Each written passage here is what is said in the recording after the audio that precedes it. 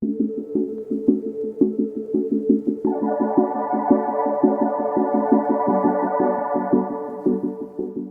and welcome to the Money Minder Videocast. Today's 28th of March, 2025. We've just had the spring statement from Rachel Reeves. And once again, I'm joined by long-term BBC presenter Melvyn Prior to ask me some questions today about the spring statement, what it means to us, what it means to the economy, both locally and globally, and some of the things that you might want to consider. And I'm sure Melvyn will ask many of the questions that are going through your own mind at the moment. Melvyn, nice to see you. Yeah, the spring statement. I mean, let's go back to basics. What is it there for? What do we get from the spring statement? An update, Melvyn. It's not supposed to be a way for them to change taxes and move big items. It's supposed to be an update on what's going on, rather than a full budget, which we had in autumn, which is where they can tinker with tax rates, savings rates, and whatever else they might choose to tinker with at that time on a fiscal level.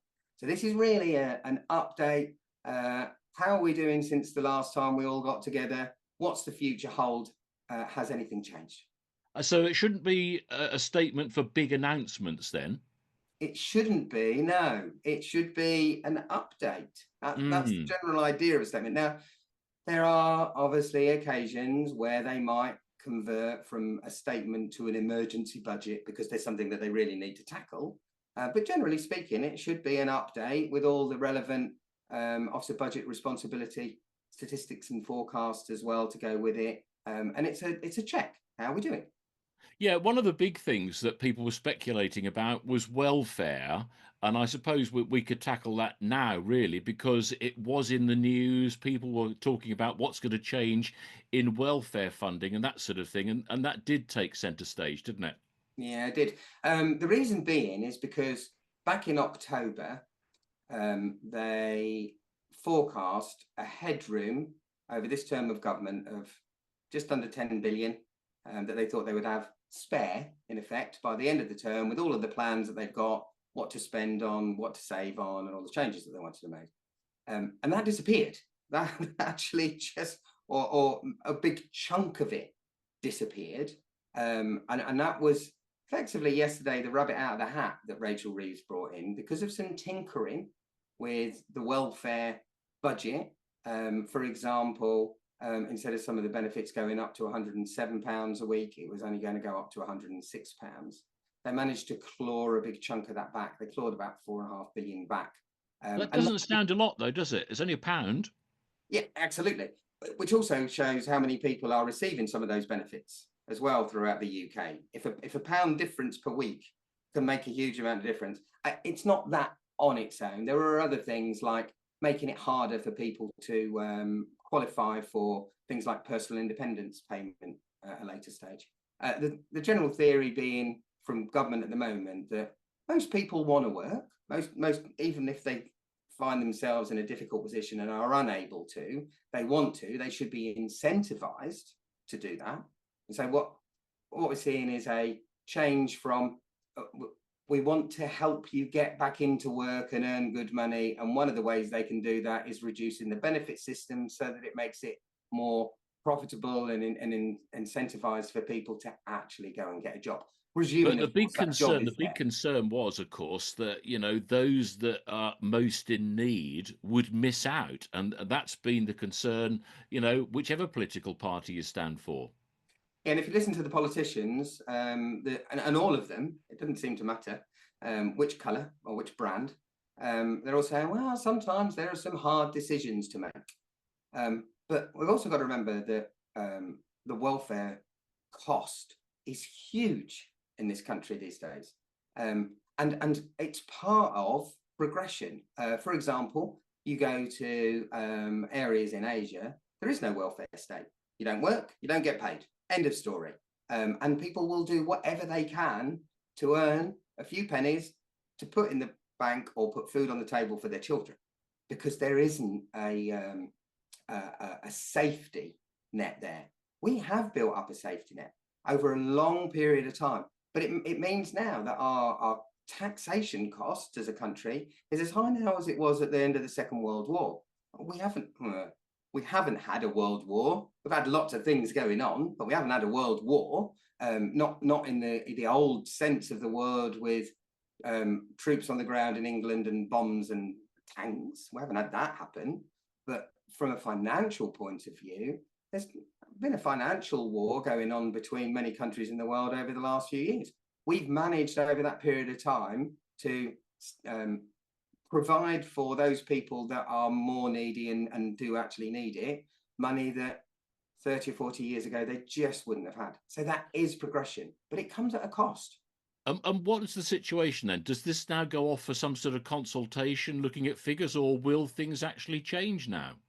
It appeared to me from yesterday that they have got those new processes and new application processes in place. They're not all being introduced in one go.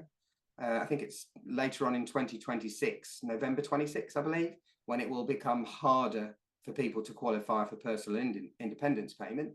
The changes to the 107 down to 106 pound a week for universal credit, that's happening from April. So there are some changes that are fairly immediate. There are others, as normal with any statement or budget, there are others that are pushed into the future, into the middle grass, and there will no doubt be others that will be pushed into the long grass. And over this next 6 months to a year, they'll be analysing all that, trying to make ends meet, trying to get the budget sorted out, and hopefully trying to keep hold of their 9.9 billion apparent headroom that they should have by the end of government. But that isn't necessarily going to be easy for them to do.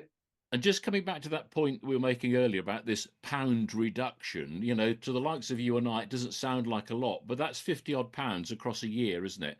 God, You yeah. know, and for some people, it does make a difference. Yeah, absolutely it does.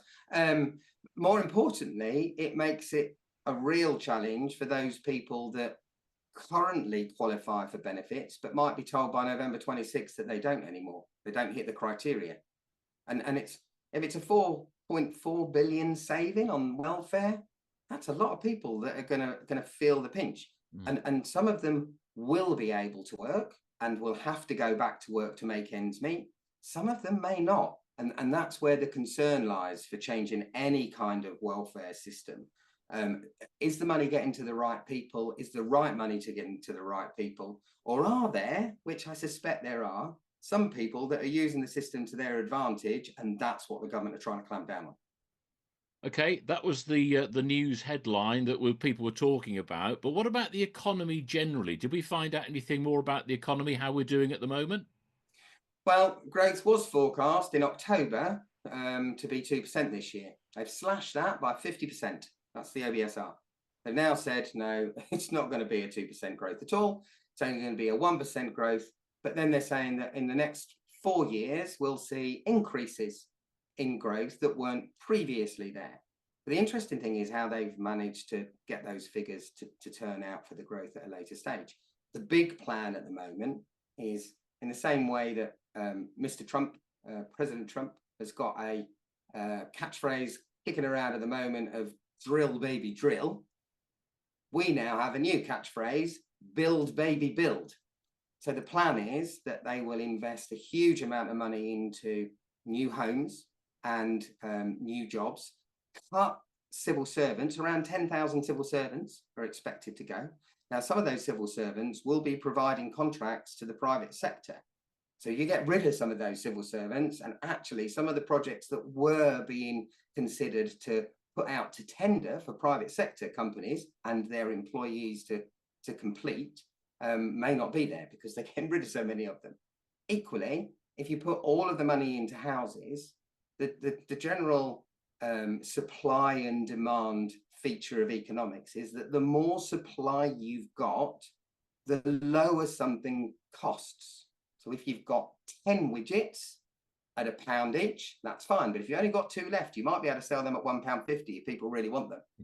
So the more houses you build, the more pressure that puts on house prices. And contrary to what we hear in the media, still all the time at the moment about house prices rising by 1%, 1.5% over the last 12 months, that data seems to me to be well out of date, to the point that It could be a year to 18 months old in some cases, I think. And the reason I think that is because house prices are absolutely coming down around the country, and that's easily evidenced. Now, that's really interesting because a friend of mine is trying to sell a house at the moment. And the problem with it is it's not getting people coming round because there are so many new houses in the same area. And of course, the thing is, if you're a house builder, you put in all the incentives, you perhaps take somebody else's property off their hands for them. There's not the incentive when you're selling your own house at the moment. No, and the also within that OBSR statement that Rachel Reeves is using as her Bible yesterday, it also suggests that previously, where interest rate cuts were expected from the Bank of England, that's not the case. We've now got, possibly by the end of this year, Bank of England base rates coming down to 4%, but then flatlining for the next few years. And that will give an average mortgage rate of 5 to 6%, probably. So there are a few things going on in those forecasts that seem a little bit suspect at the moment.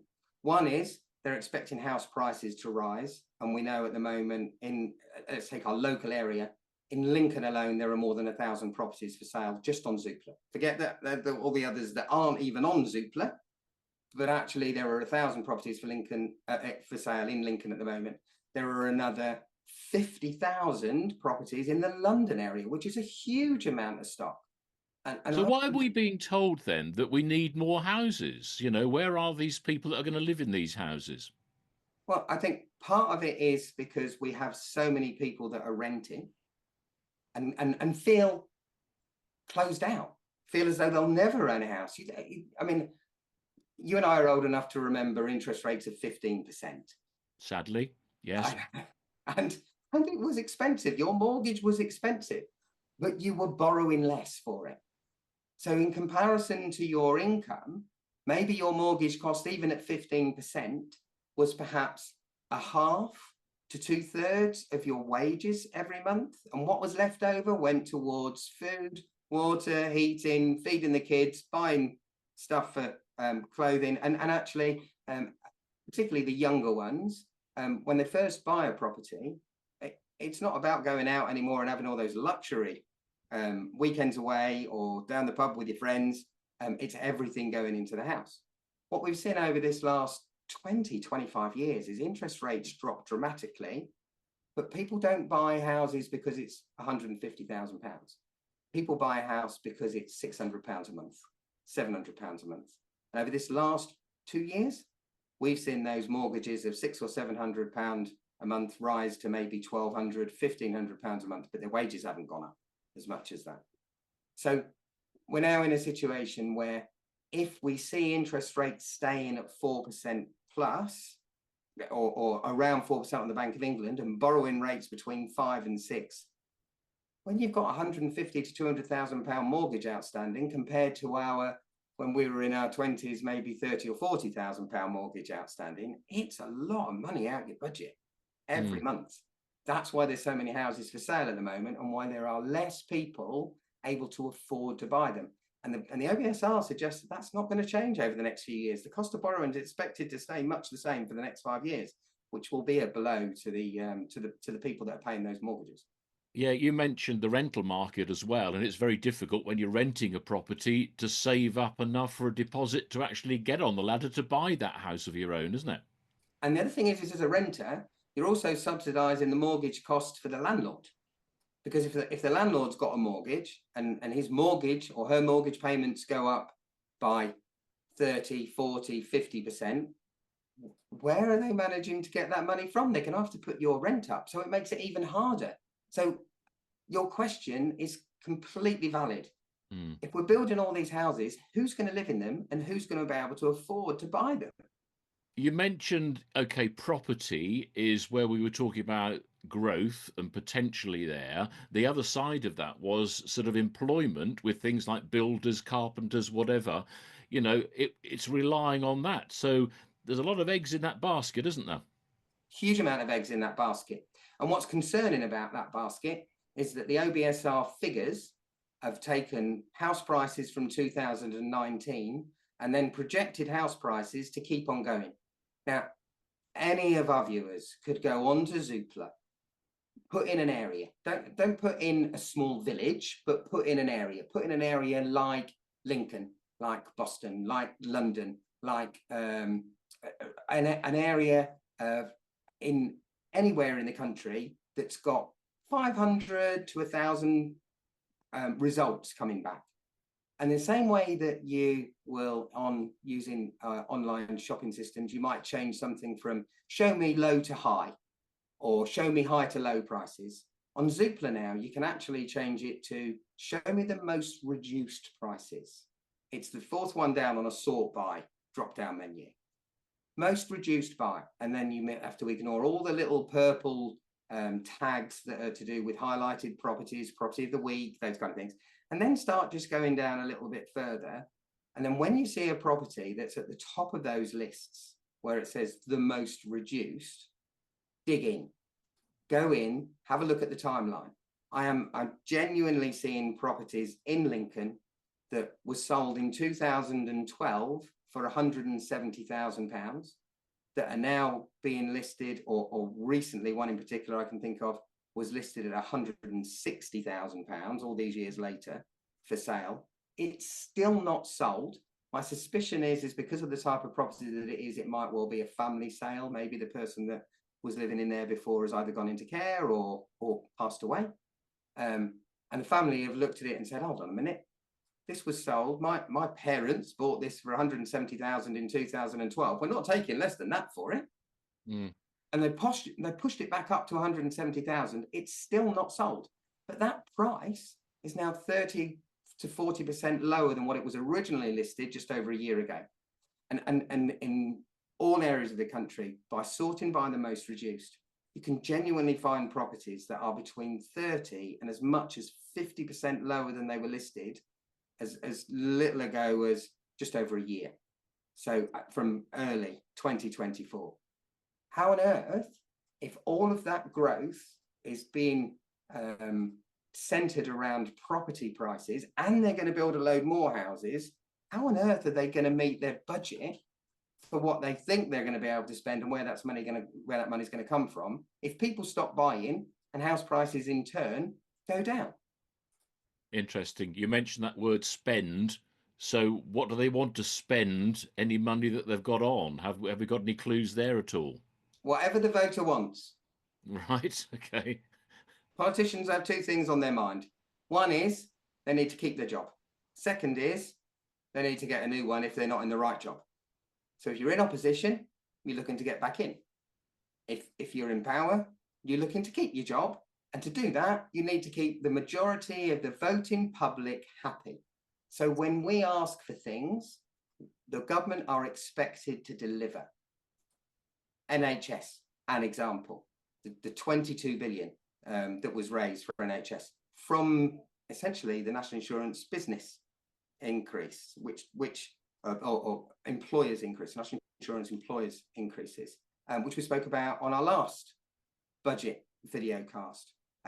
That's straight off the bottom line for those businesses, and that puts stress on those as well. But these small to medium businesses is going to make a big difference, isn't it? Yeah, and also the large businesses aren't missed, because whether you've got 20 employees or 2,000 employees, the cost of employing those employees now has gone up significantly. And there's no extra money coming in. If anything, because of the cost of living crisis going up, some of those businesses are struggling more now than they were 3 or 4 years ago, even through the COVID period, because people were spending and people had disposable income. We've seen a 35% increase in the cost of living since early 2008. And you can see that in the price of bread. A bog standard, Tesco's own, Sainsbury's own, non-branded loaf of bread in January 22 was £1.08. It's now £1.40 and has been for a long while. And when they tell us inflation's now only going up at 2 or 3 or whatever percentage that they tell us, they're not actually being completely open with this, because a better figure would be to say over the last 3 years the cost of living has increased by 35%. That's actually much nearer and we see it in our food bill. We see it in the costs that we have, in particular, to run the house. And whilst I'm on a rant about inflation, there are two measures of inflation that it's generally quoted. There are actually three, but the main two that are quoted the majority of the time is CPI and CPIH. And CPIH includes housing costs, whether you're renting, whether you're an owner outright, it includes all the costs for running your home as well. But that's not the one that they tell you about on the news. CPIH is running at 3.8%. We've just been told that it's 2.8. Well, it's not 2.8 if you live in a house. If you live on the street, maybe your personal inflation might be 2.8%. But if you live in a house, the proper, and the one that the ONS say is their lead version of inflation is CPIH, which means it is including housing costs. That's running at 3.8, which is actually nigh on twice what the Bank of England's target is of 2. And it doesn't look at the moment as though that inflation rate's going to change particularly quickly. And does that include energy when we're talking about, the running of the house and everything? Because that, of course, has gone up by a huge amount and going up again, isn't it? Yeah. And that's why CPIH is a much better view, but it's never the one that's spoken about on the news. The one that's spoken about on the news takes housing costs out of it altogether. And it's the CPIH that's what most people that have got a roof over their head are having to contend with. And that 3.8, remember, that's 3.8 over the last 12 months. We had inflation up at over 14% a couple of years ago. That's already baked in. That's already there. All that's happening is that we had a period of time where the cost of things went up quickly, and then it started to slow down, but it hasn't stopped. We're not going backwards. We're not in a deflationary period. When things aren't getting cheaper, they're just not going up as quickly as they were. Yeah, and they've still got that big figure, as you say, 14% or whatever from a few years ago. It's all going in on top of all of that, isn't it? On top of it all. And we're talking about spending. What about public services? Will there be cuts to some public services, or will there be money hopefully going into some? Yeah, there are some protected areas, but that 10,000 civil servants that are expected to go, and some of them will now be scrabbling around to try because they've been told that they've got to cut costs. And cutting costs will involve not just the civil servants in the public sector, but the private sector that carry out the contracts for those departments as well.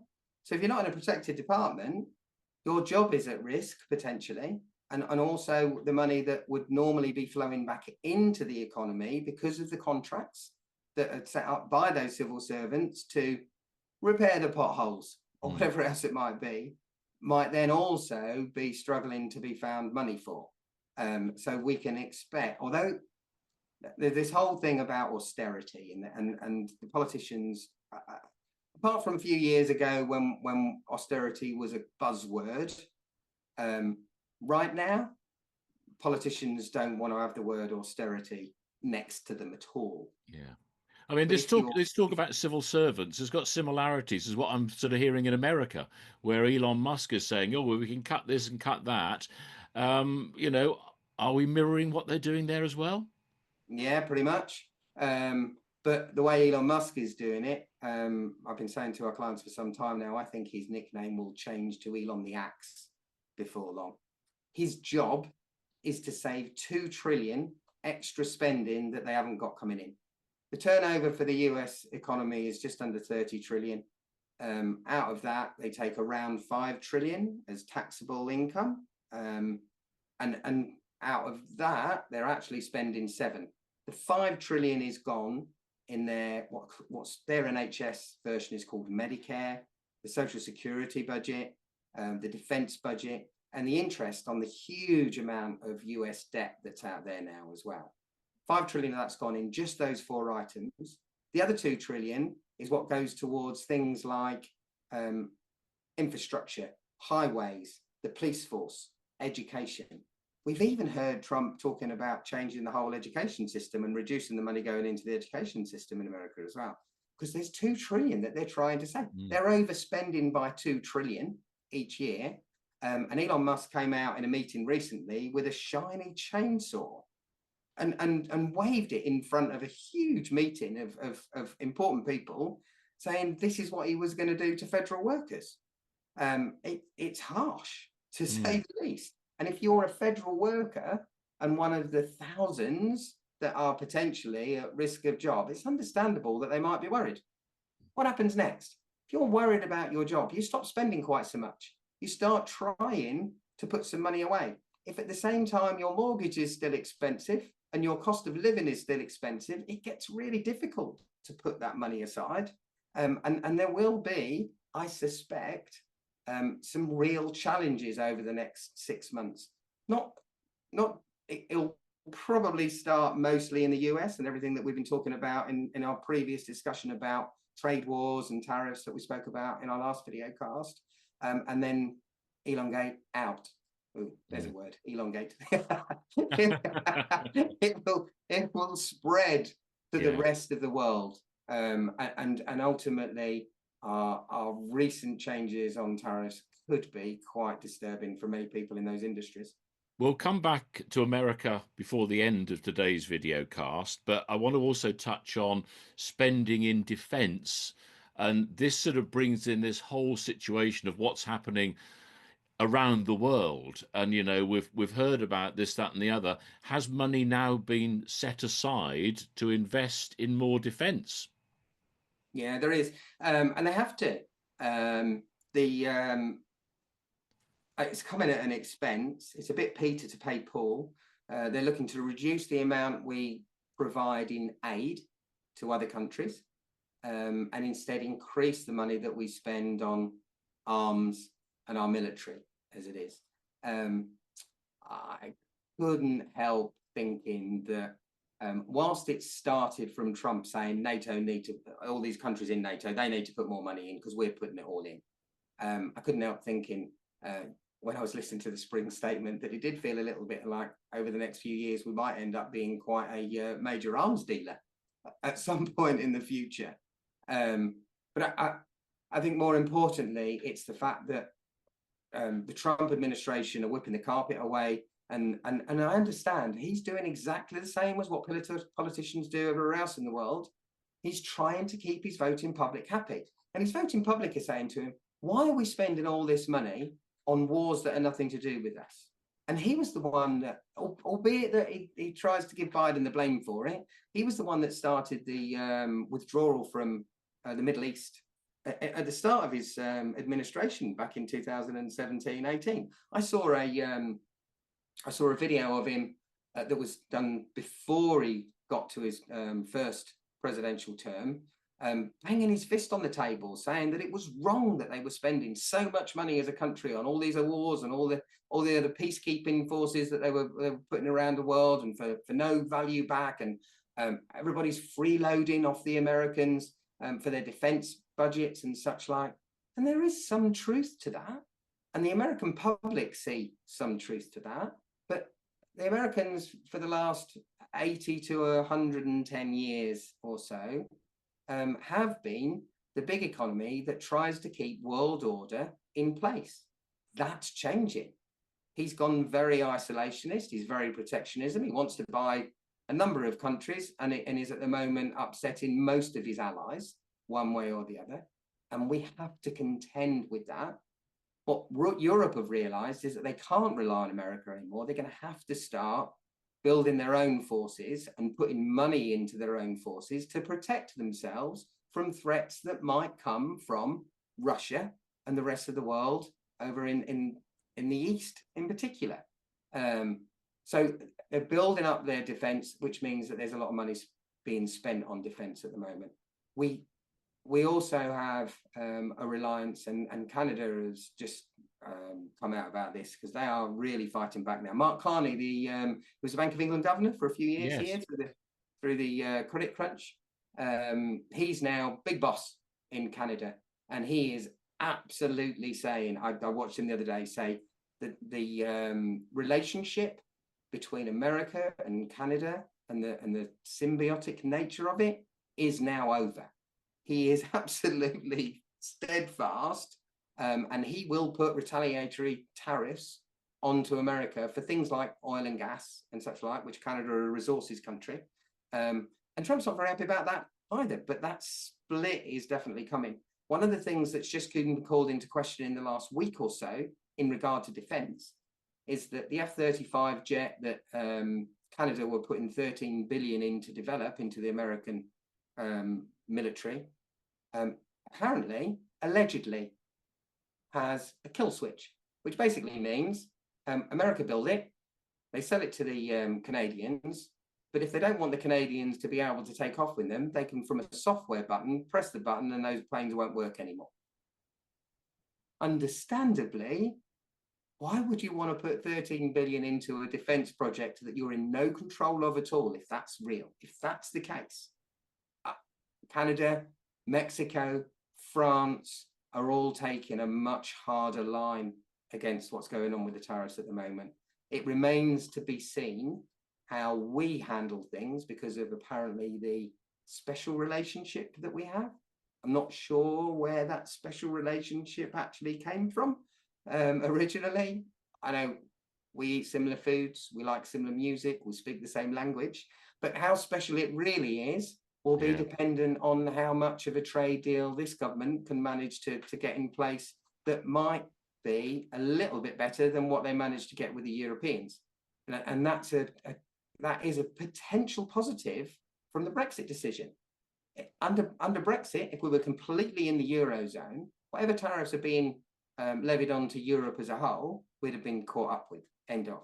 At least by having a sidestep away from that regime, there is the possibility for government to do an individual deal to promote that special relationship. But time will see as to whether Mr. Trump's even listening. Well, we've slipped back into America, so let's stay there for a little bit longer. Okay, because this week we've heard about, whether it's going to come into effect or not, 25% on car imports, but not just car imports, car part imports as well. Now, that could have a big impact because some of our prestigious sort of makes, your Rolls and your Aston Martins and those sorts of things do very well in America. Jaguar Land Rover does very well in America. Is that, really quite concerning? Yeah, but actually, I think I know where they're going with it, and I think I know what probably both Europe and ourselves are going to have to start considering to be able to sidestep those tariffs. And that's actually what Trump wants, is for them to go and build factories and employ American workers. He wants to revive the Rust Belt. They had a big car manufacturer. You've got Ford as an example. They had a huge car manufacturing industry that lasted for decades, that over the last few years has been hurt. And there's a lot of the Americans buy European cars and now Chinese cars because they're cheaper to run, cheaper to buy. They're not quite so gas guzzly, and they like them. And you're right, some of those premium brands are premium brands. The Bentleys, the Jaguars, the Land Rovers are quite well thought of in the States. In Germany, Audis, Volkswagens, Bugattis. That's a German car owned by the Volkswagen Audi group. They're quite popular in the States now as well. What Trump would like to see is just bring all your operations over to us, put them in America, employ American people, and then you won't have to pay tariffs at all. And that's his hard line on it. What he's trying to do is that make America great again. He's trying to do that by building up manufacturing in his own country for those companies to be able to sidestep those tariffs. I know that Audi Volkswagen Group announced some time ago that they were getting rid of tens of thousands of workers this year, and those workers have been on strike. Unfortunately, I don't think that will save them their job. To be competitive, Audi Volkswagen at the top end, the financial directors are looking at their operations and saying, oh, okay, do we actually now need to relocate? And possibly the answer to that is yeah. If you want to be able to carry on selling those cars to American consumers, you may well have to relocate some of your operations. Ultimately, though, do you think the American consumer doesn't perhaps appreciate that with these tariffs going on, whichever way it works, and I mentioned car parts, so even America produced cars are importing those parts, the price is going to go up to the American consumer, isn't it? It will. But equally as well, I mean, let's go back even one step further. To make a car, you need steel. So Yeah. let's go back to the steel issue at the moment that's also in the news over the last week or so. They're now saying that they're going to have to potentially, locally, Scunthorpe, they're potentially going to have to lose some jobs in the Scunthorpe area for the steel factories because they won't be able to keep them open. There's a bit of me, and I have no idea whether this would actually work, but there's a bit of me that if we were, just to make the numbers easy, if we were charging £100 for a block of steel, and we've got a 25% tariff on there, initially the producer is thinking, oh my gosh, if I've got to spend £25 out of that 100 on a tariff, there's only £75 left. That's not enough to pay my workers and produce the steel. We'll be running at a loss. Can't do it. So why not then? We have some of the best steel in the world, some really high grade steel. Why not then just put the price up from £100 to £125, keep the same workers in place, keep producing the same amount. The question is then whether the Americans are going to bother buying it or not. But actually, you can't turn those kind of industries around and create that kind of quality steel in 5 minutes. It's not something they can't all of a sudden say, right, we've put our prices up to 125 per block to cover that tariff. And America say, well, we're not buying it anymore, because they still need it. They still need the steel in the short term. It's only at a point when they've got their own facilities to be able to produce it that then they can say, oh no, actually, we don't want it anymore because we can produce it at home for 100. Okay, but that's not now. That's not today. That's later. So I can't help thinking, and you're absolutely right, I can't help thinking that if you've got tariffs to pay to the States, why not put your prices up by an equivalent amount of the tariff? Worst case scenario is that you might sell less, but I don't think it would stop purchasing altogether.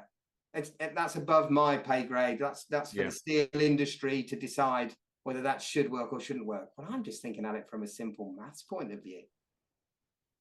Really interesting. I'm sure we'll talk about tariffs at some point in the future again as well, and also other changes in the markets. But of course, it's the world economy. We're affected by it all, aren't we? We are very much connected. The general trend at the moment, Melvyn, is that those connections seem to be trying to be severed. And it started initially and most predominantly from the US, but it has a roll-on effect across the whole of the globe. And there are some things that within those policies at the moment will actually be beneficial to some of those other countries. And actually, some of those areas might do really, really well. For example, China. For example, some of the European manufacturers. For example, us. I think at the moment, on a really positive note, I think that our market right now, the UK stock market, is actually looking really good value. And there's a potential for us to be a recipient of a lot of money that might, in due course, find its way coming out of areas like the States, because we look good value to buy. Quick, simple question that everybody knows the answer to. When's the best time to buy a share? Yeah, when is the best time to buy shares? When it's cheap. Right. But how do Worst we time know to when buy it's it, cheap? How do we know when it's cheap? Because it could go even further down. Exactly. When you get a correction, because all of these geopolitical tensions, because of all the tariffs, because of all the budgets that aren't necessarily going to work out quite as well. When a share becomes 75p that was £1, but actually the principle of the business is still the same, that's actually a bargain. That's actually a good time to buy. And I think we're getting closer and closer. And I've been thinking this for some time, as all of my clients are aware, that we're getting closer and closer to some pinch points that we may well see a drop in markets coming up over the next few months because of everything that's going on. The other thing that is also coming up potentially in October is some changes to the ISA allowances. they're talking about, and that's a budget. So they might be able to do a bigger change on taxation side of things. And they're running the idea around of restricting the amount that people can keep in cash ISAs. What they haven't said is that they're restricting the amount that people can have in investment or stocks and shares based ISAs. They're just looking at this restricting the amount in cash ISAs at the moment. In fact, they've actually said quite the opposite. They've actually said that they would like to see more people investing in the UK market in investment-based or stocks and shares ISAs that are tax-free, because instead of money going off to America to Amazon, Tesla, Microsoft, Apple, and all those big companies over there that don't pay a penny in tax hardly to us at all, if they can get people to invest in investment-based ISAs that are investing in UK companies, I think the government would be very pleased. And there's a again, part of that OBSR growth is they're expecting businesses to invest heavily over the next 5 years. Businesses that have just had a big chunk of their bottom line taken away from them in employer national insurance contribution increases, minimum wage increases, cost of basic goods that they're needing to run their business with gone up, energy costs gone up. If you're going to get those people to if you're going to get those businesses to invest, they need some leeway. Often profit's thought of as a dirty word, but the profit, the bit between what your normal expenses are to run wages, run the business, provide a good service for your clients, and the bit that's left over at the top end might be 5, 10, 15%, whatever it is that's left over at the end. That's the money that businesses are looking to invest, to grow, to take on more staff, to be able to provide a better service. And if you haven't got that profit, you can't do it. If everything's gone and there's hardly anything left at the end of it, you cannot invest. But if we've got new sources of new money coming in from the government saying, right, cash ISAs restricted, maximum 50,000, 25,000, whatever it is, everything else has got to be in investment ISAs. And actually, we want those investment ISAs to be 50% in the UK. Actually, that could drive the stock market up really, really nicely over the next few years. But cautious investors like myself, you know, a cash ISA is pretty safe, isn't it? To be honest with you, you put your money in there for your year, you know what rate you're going to get. An investment ISA going the other way, it can go up and down, can't it? It can. But you also remember a few years ago when interest rates, even on an ISA, were 1%. Nothing. Inflation's kicking around. I've just explained that CPI H with the housing costs is at 3.8%. If your cash ISA is not making 3.8%, it's becoming worth less because of inflation. If you invest in a UK blue chip household name, stocks and shares, the likes of the big supermarkets, the big retailers, the energy companies, and regardless of what happens, okay, we might not buy designer handbags, but we all still need to eat, keep ourselves warm, buy clothes from time to time. There's all of those things that you need to do as part of basic living.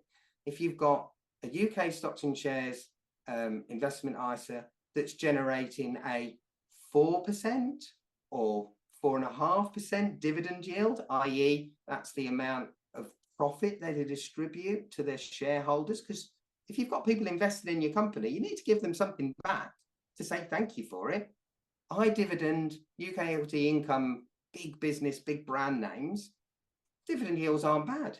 4 or 5% isn't unreasonable. Now, in the short term, they might come down a little bit, that in a global slowdown, that's fair. But to get 5 or 6% overall from an investment ISA compared to maybe just 1 or 2 from a cash ISA, if inflation's at 4%, I'd rather be 2% above than 2% below, even if the odd year it doesn't do quite as well. Well, Ray, it's always a pleasure to chat with you. Just remind our viewers, if they want to get notifications of how the next video cast is available, what do they need to do? Oh yeah, no problem at all. This is on our YouTube channel. We're slowly but surely growing the YouTube channel and putting more podcast video casts like this on. The way to make sure you get early notifications of when they come out is subscribe, hit the subscribe button on YouTube, and also hit notifications as well. It's important to hit the notifications bell to make sure that when we do produce a new one, you get to know about it as soon as it comes out. So subscribe, notifications, That should see you good, and you won't miss anything going forward. Ray, always a pleasure to talk to you. Till next time, thanks very much indeed. All right. Cheers, Melvyn. Thank you.